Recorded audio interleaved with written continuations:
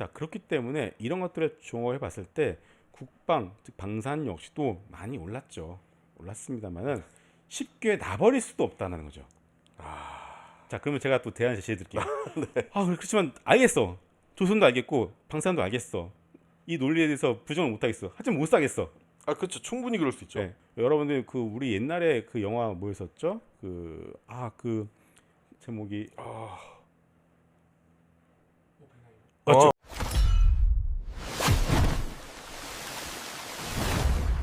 그러면 이제 오늘 얘기하신 것 중에서 조금 저평가가 되어 있는 기업들이 앞으로 예. 기회를 받을 수 있는 시장이 될 수 있다라고 말씀을 하셨는데, 네. 또 하나 여쭤보고 싶은 게, 일단 보시는 분들 중에서 굉장히 궁금하실 게 네. 뭐냐면, 뭐 조선, 음. 뭐 방산, 네. 뭐 원전 막 3배 적으면 그렇죠. 막 4배, 5배 막 이렇게 올랐단 그렇죠. 말이에요. 근데 이게 앞으로 뭔가 미국과의 관계를 봤을 때 더 가면 더 갈 수도 있을 것 같고, 어쩌면 네. 아직까지는 뭐 이게 농사를 씨를 뿌려서 열매를 얻은 게 아직 없거든요. 그렇죠. 근데 이제 얻게 되면 음. 원래 그렇잖아요. 이게 열매가 열리면 떨어지는 경우도 있고. 그렇죠. 맞아요. 그러니까 이제 불안해하시는 분들도 있을 거고, 지금 올라타도 될 거냐는 분들도 네. 있을 거고, 뭐 이래저래 많은 사람들이 이거에 관심이 많으실 것 같아서, 혹시 뭐 이 3가지 섹터 중에 뭐 관심 가는 거 뭐만 얘기해 주셔도 좋습니다. 네, 그 중에서 네. 뭐 더 갈 수 있다, 아니면 그냥 그만 봐라. 네, 네, 그만 네. 봐라도 괜찮아요. 뭐 네. 어떤 게 좋으신지 네. 얘기해 주십시오. 자, 일단은 조선과 방산이 올라간 투자 포인트 이유에 대해서 우리가 먼저 한번 생각을 해볼 필요가 있을 것 같아요. 자, 원전은 좀 제가 다시 한번 얘기해 드릴게요. 자, 조선이 올라갔었던 이유는 미국이 조선을 못 하잖아요. 네. 그거를 대체할 수 있는 방법은 우리나라와 조선밖에 없기 때문에 이제 올라갔죠. 네. 그렇죠? 그리고 근데 이미 그 전부터 조선은 그동안 3년 동안 받아놓은 수주 잔고가 워낙에 빵빵했기 때문에 이것들에 대해서 실적들에 반영이 된다라면은 주가는 충분히 갈 수 있다라는 논리가 이미 있었었어요. 그런데 트럼프 당선 이후에 새로운 어떤 국방에 대한 논리까지 이제 더해지면서 조금 더 이제 그 목표가가 올라간 상황이다로 저는 생각을 합니다. 그런데 이미 지금 이 트럼프 행정부에서의 어떤 중요한 어떤 어젠다 중에 하나가 바로 LNG 아니겠습니까? 네. 알래스카 LNG. 그리고 지금 EU와의 무역 협상도 현재 아직 마무리가 안 되는데 뭐겠어요? 우리나라 LNG 가져 써라 이거 아니겠습니까? 그렇죠. 그 러시아 거 쓰지 말고. 그러니까 이런 것들이 이제 시작도 안 하는 단계라고 생각을 해요. 그래서 미국에서 나오는 발주도 아직 본격적으로 시작을 안 하고 이제서야 이제 민간 단위에서 이제 LNG 선 발주, LNG 벙커링 발주가 지금 나오고 있잖아요. 이제 시작이다라고 저는 생각을 하고 있고요. 이미 과거에 어떻게 저가 수주에 대한 부분들을 실적을 다 떨어낸 상황에서 고가 수주에 대한 부분들이 실적에서 지난 분기 1분기부터 본격적으로 실적이 반영이 되고 있는데 아직 미국향 LNG선 발주가 아직 시작도 안 했고 인도에서도 100대 정도 LNG선 수요가 있는데 아직 발주가 시작도 안 됐어요. 생각보다 이 사이클이 가늘고 길게 갈 수 있다라고 생각을 합니다. 그래서 이거는 근데 막상 또 여러분들 살려고 보면은 못 사거든요. 지금 왜냐하면 가늘지 않거든요. 지금. 그렇죠. 네, 그래서 주가가. 그러니까 이거는 여러분들이 제가 말씀드린 이 투자 포인트를 한번 좀 더 고민을 해보시고 공부를 하셔야지, 즉 컨빅션을 가지셔야지 이거를 이제 매수하지. 그냥 뉴스만 보고서 좋대라고 샀다가는 쉽지 않죠. 한 번 흔들리면은 거기서 다 털려버립니다. 그렇죠. 예. 또 방산은 말씀드려볼게요. 자, 방산 같은 경우는 지금 현재 글로벌 섹터 중에서 제일 강한 섹터가 바로 방산이에요. 네. 미국 방산 신고가, 라인메탈 같은 독일 방산 신고가예요. 즉 우리나라 방산도 똑같이 신고가 흐름을 보여주고 있잖아요. 결국 이게 뭐냐면은 지금 유럽 같은 경우가 GDP의 5%까지 방산비를 올려라라고 지금 하고 있는 상황이고 아직 여기서 발주가 시작이 되지 않고 있는 상황입니다. 그런데 이번 주말이었나요? 그 미국 국방장관이 또 의미 있는 말을 했어요. 야, 유로존도 5%까지 올리는데 아시아 너네들은 뭐하냐? 아시아도 올려라 라고 하고 있습니다. 그러니까 전 세계적으로 자주 국방에 대한 어떤 수요 자체가 계속 높아져 가고 있는 상황에서 막상 또 이거를 만들어줄 수 있는 국가는 한정이 되어 있다라는 뜻이겠죠. 그리고 또 하나는 자, 이 국방을 여러분들 보시는 데서 좀 이렇게 구분짓기 뭐냐면은 첨단 무기와 재래식 무기를 좀 나누어서 보실 필요가 있습니다. 네. 첨단 무기는 미국밖에 못해요. F-22 같은 게만 대표적이겠죠. 그래서 첨단 무기를 논외로 하고 재래식 무기를 우리가 유럽과 우리가 좀 경쟁을 하고 있는 구조예요 지금. 뭐 라인메탈과 우리나라의 어떤 현대로템, 뭐, 뭐 BA 시스템, 다소 같은 프랑스 회사들과 우리나라의 어떤 카이 같은 회사들이 네. 이제 구분지어서 이제 경쟁하고 있는 구조인데, 그래서 이것 때문에 약간 좀 이게 방산을 또 안 좋게 보시는 분도 있어요. 야, 너네 유로존이 자기네 돈 가지고서 쓰는데 자기네 회사 쓰지 우리나라 거 쓰겠냐라고 생각을 하시는 분들도 있는데, 자 여기서 여러분이 보시기에 바로 러시아입니다. 러시아 요새 뉴스 보시면 어떻죠? 막 자고 일어나면 드론 가지고서 서로 막 전방위적으로 공세를 하고 있잖아요. 네. 그래서 러시아가 원하는 게 뭐냐 이거지. 러시아가 원하는 거는 바로 나토의 정치적 해체를 원하고 있는 상황이에요. 러시아는 여러분들 지금 평화를 원하는 게 아니라, 지금 러시아 인터뷰 보시게 되면 푸틴이 뭐죠? 근본적인 원인이 없어지지 않는 이상 이 전쟁 끝나지 않는다라고 강조하고 있어요. 즉 근본적 원인은 뭐다? 나토 아니겠습니까? 그렇죠. 사실은. 예. 네. 그러니까 이거 나토 문제 해결되거든요.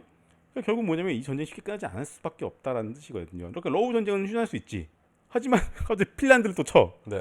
이러면 또 얘기가 더 달라지는 거예요. 그래서 결국은 이 자주 국방, 러시아가 나토 해체를 갖다가 근본적으로 원하고 있는 이상 이 국방에 대한 수요 자체는 단순히 러우 전쟁이 휴전을 한다라고 해서 끝이 나지 않는다라고 보시면 되고, 또 하나 또 대만과 중국도 지금 만만치가 않습니다. 아 거기도 어지럽던데. 예, 네. 여러분 뉴스 검색해 보시면은 이미 미국 같은 경우는 대만과 중국이 뭐 몇 년에 전쟁을 할 수 있다는 것을 시나리오를 이미 세워놓고 거의 기정사실화하고 있는 것 같아요. 그렇죠. 그러면은 이미 그것만 가지고서 긴장감이 높아진다는 건 뭐겠습니까? 대비를 하자라는 거잖아요. 네. 아마 그래서 그 미국 국방장관이 아시아, 동남아시아나 이쪽도 분명히 이제 GDP의 5%까지 너네도 올려라고 이제 아마 그래서 얘기를 한 것일 수도 있어요. 네. 자, 그렇기 때문에 이런 것들을 종합해 봤을 때 국방, 즉 방산 역시도 많이 올랐습니다만은 쉽게 놔버릴 수도 없다는 거죠. 자, 그러면 제가 또 대안 제시해 드릴게요. 그렇지만 알겠어. 조선도 알겠고 방산도 알겠어. 이 논리에 대해서 부정을 못 하겠어. 하지만 못 사겠어. 아 그렇죠. 충분히 그럴 수 있죠. 네. 그래서 제가 대안으로 제시한 게 바로 원전입니다. 그래도 좀 덜 올랐다 예전에보단. 이제 시작이다. 그렇죠. 아. 네. 원전은 왜 시작이냐? 자, 중국이 SMR을 이번에 처음으로 상용화를 시작했어요. 근데 그럼 SMR이 원전이 왜 중요하냐면은 이게 단순히 우리가 AI 데이터 센터를 돌리기 위해서 안정적인 전기를 공급하기 위해서 SMR이 필수다라고 얘기를 하잖아요. 네. 근데 그거 더 중요한 게 있습니다. 바로 국방이에요. 어. 미래 여러분들, 미래 국방, 미래 전쟁은 무엇이 할까요? 바로 드론과 로보틱스 아니겠습니까? 자, 과거의 전쟁은요, 우리가 보급로를 찾아내는 딱 끝이었어요. 그렇죠. 사람이 밥을 먹어야 되니까. 자, 미래 전쟁 보급이 뭐죠? 전기입니다. 아 그렇겠네요. 네. 드론이 나갔다가 싸워서 들어왔어. 충전해야 돼. 네. 로보틱스가 나갔다 싸웠어. 충전해야 돼. 자, 미래 보급은 뭐다? 저는 전기라고 생각을 합니다. 네. 즉 드론과 로보틱스가 나갔다가 싸워서 들어와서 밥을 먹는 게 뭐다? 바로 전기로 빠르게 재충전해서 나가야 되잖아요. 그렇죠. 그러면은 이게 단순히 그러면은 충전했다가 그 원전이 이따만한 큰 원전이 있는 거기까지 갈 수 없잖아요. 네. 그럼 어떻게 하겠습니까? SMR이 돼야죠. SMR을 통해서 분산형 전력을 통해서 결국은 안전하게 충전을 할 수 있고 재빠르게 충전할 수 있는, 즉 이 SMR이 미래 전력, 미래 국방에 있어서 가장 핵심적인 자원이 될 수밖에 없다고 보는 거예요. 그래서 지금의 어떤 이 SMR은요, 여러분들 그 우리 옛날에 그 영화 뭐였었죠? 그 원자폭탄을 실험하는 그 영화 제목이 맞죠? 오펜하이머. 그러니까 그 오펜하이머가 왜 그 영화의 배경이 뭐겠습니까? 결국 그 먼저 핵을 뭐 개발하자 이거 아니겠습니까? 그쵸, 네. 독일보다 먼저. 지금은 독일이 아니라 중국보다 먼저 SMR을 빨리 개발하고 이렇게 해야 되는데 이미 늦춰졌어요 지금. 원전이 뭐 친환경이다. 친환경 중요하죠. 하지만 이제는 미래의 어떤 전쟁의 어떤 판도 자체가 바뀌었기 때문에 네. 이제는 SMR이 제2의 맨하탄 프로젝트가 될 수 있어요. 그래서 이런 것들을 봤을 때 우리나라 원전, 현대건설이나 뭐 두산에너빌리티 같은 이 회사들의 어떤 미래 성장 가치는 일단 지금의 내러티브, 제가 말씀드린 내러티브만 가지고서도 더 이상 깔 게 없다. 물론 밸류에이션은 깔 수 있지. 하지만 그렇게 따지면은 팔란티어 밸류에이션 어떻게 할 거야? 아 그렇죠. 퍼가 300이에요. 네. 바이오야 이거는. 근데 못 가는 이유가 뭐예요? 미국 정부가 미국 국방부가 쓰니까 못 가는 거잖아요. 마찬가지예요. 지금 미국이 미래의 어떤 전쟁을 준비하기 위해서 SMR을 써야 된다라면은 이거를 만들어줄 수 있는 나라는 우리나라밖에 없다는 거예요. 즉 지금 두산 에너빌리티나 우리나라의 원전은 제2의 조선이 될 수 있다는 거죠. 또 하나 여러분 원전 기기는요 아무나 못 만들어요. 왜냐면 이게 원전 이런 것 자체가 워낙 위험한 건 아니겠습니까? 그래서 검증이 되어야 돼.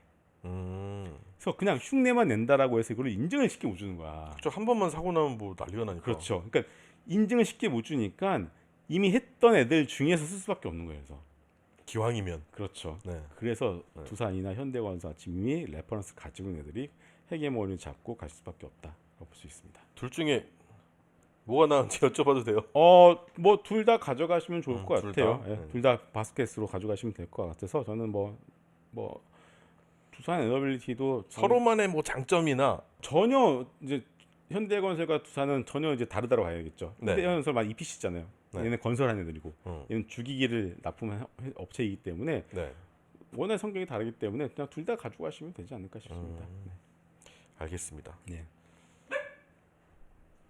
자, 아무튼간 되게 오랜만에 제가 또 네. 영상을 찍자고 오늘 말씀을 드렸는데 네. 또 흔쾌히 응해주셔서 별 감사드리고 말씀을요. 전 또 간해승호흡이나 혼자 이걸 편집해야 돼서 어느 세월에 이걸 편집하나 싶긴 하지만 재밌었던 이야기인 것 같고 네. 오늘 또 감사드리겠습니다. 네. 다음에 또 자주 놀러 올게요. 자주 네네, 놀러 올 좋습니다. 테니까 재밌는 얘기 들려주시길 바라겠습니다. 네. MHB 인베스트먼트 김성훈 이사님과 함께했습니다. 고맙습니다.